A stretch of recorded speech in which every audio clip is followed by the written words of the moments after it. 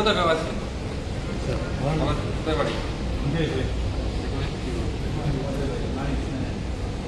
দেখছেন এবারে যাবে কাজে না আচ্ছা আচ্ছা ভালো আছেন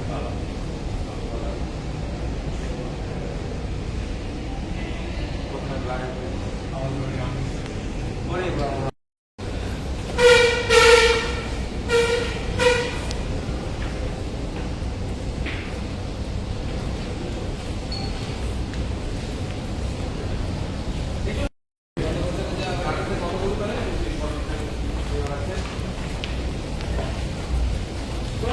आप लोग उधर आओ मैं हम देखा तू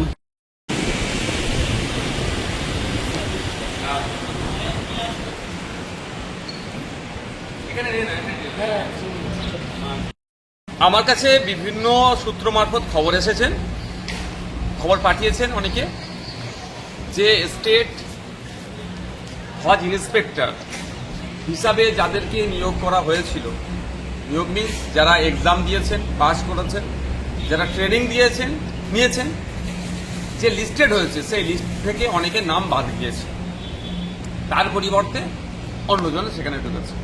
এবার সেইটাই জানার জন্য আজকে হজ হাউসে এসেছিলাম। এখানকার যিনি দায়িত্বশীল সিইও স্যার এখন নাই, ওনার মিটিংয়ে উনি বেরিয়ে গিয়েছেন, ফলে আজকে আলোচনা হয়নি। ফার্দার আমি আসবো, আলোচনা অবশ্যই করব, জানতে হবে। কারণ যে স্টেট হজ ইন্সপেক্টর হিসাবে যারা নিয়োগ হয় তাদের কাজটা হচ্ছে মক্কা শরীফ, মদিনা শরীফ ডিউরিং এই হজ পিরিয়ডে আমাদের পশ্চিমবাংলা থেকে যে সমস্ত হাজিরা যাবে তাদেরকে অ্যাসিস্ট করা, সহযোগিতা করা।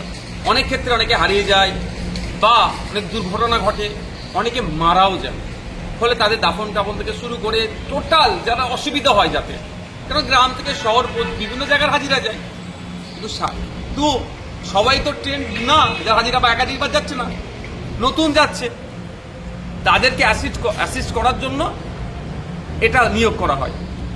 কিন্তু দুর্ভাগ্য, যেটা খবর পাচ্ছি, খবরের সত্যতা যাচাই করার জন্য যে যারা ট্রেনিং নিল, যারা এক্সামে পাস করলো, তাদেরকে বাদ দিয়ে নতুন ইনক্লুড করেছে।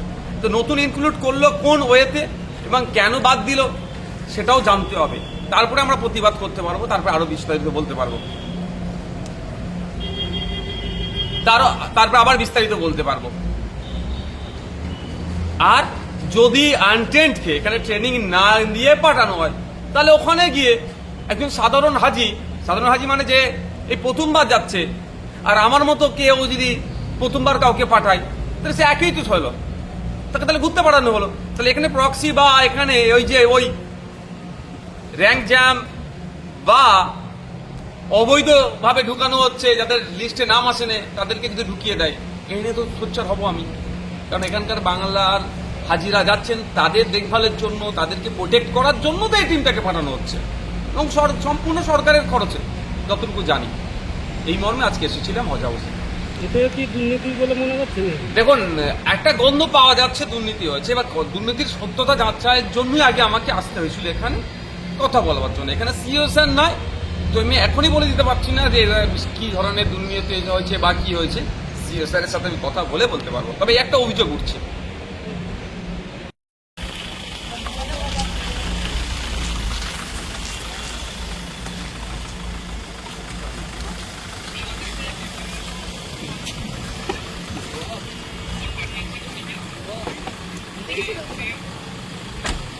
হ্যাঁ, ভালো থেকো ভাই।